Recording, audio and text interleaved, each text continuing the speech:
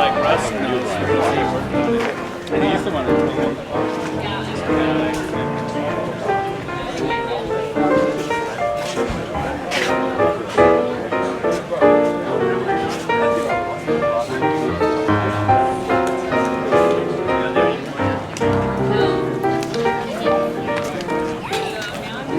Yeah, put a gauge on it. Sounds like a real story.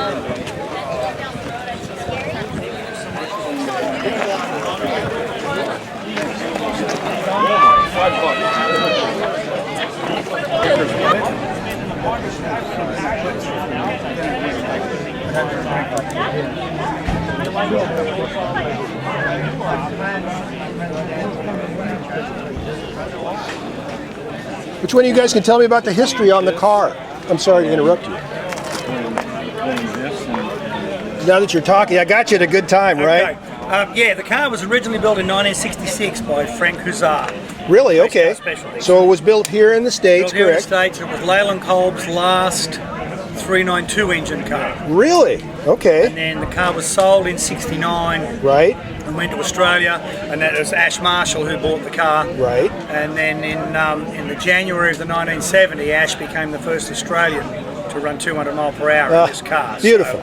Beautiful. So yeah, some real history on the car, you know. Wow.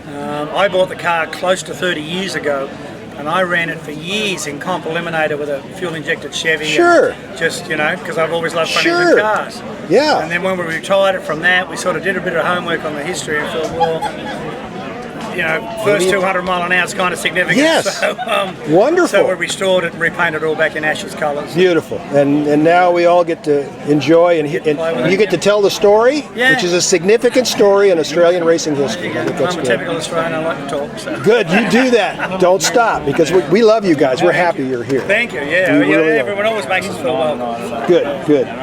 Good. Thank you, sir. And what is your name? My name's Dennis Young. Thank you, Dennis. Appreciate it. I hope you don't mind people saying that. And not at all. We got all the time. And he said, refusing to forget it. Cindy has some of the originals of the...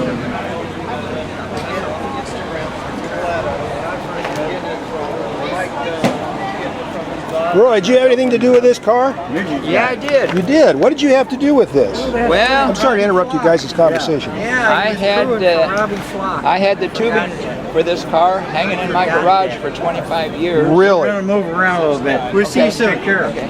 And I was after Jared Johansson to help to get it started 25 years ago. But Right. unfortunately, Jerry passed away, and Yep. so Donnie and myself and Jimmy Scott Yep. went to work getting this frame in shape. Oh, one thing great. or another. Donnie did a lot of work. The blower on the left-hand side is one of the original blowers that was on the car. Really?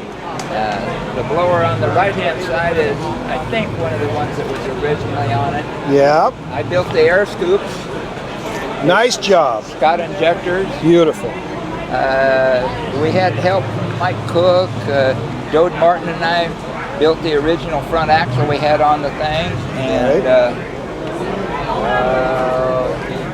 Donnie had a lot of help. Mike Cook, Doug Cook's son, did a lot of work on the front end and helped finish up the front end. I think he made the tie rods and stuff like that. Wonderful. Well, all I know is you've created a lasting memory that will live beyond all of us, that people will enjoy looking at, going, wow, they actually drove that thing down the track. So we had Mel Scott, the guy that designed those injectors. He had originally fixed the injectors up for us. So most of the work was done.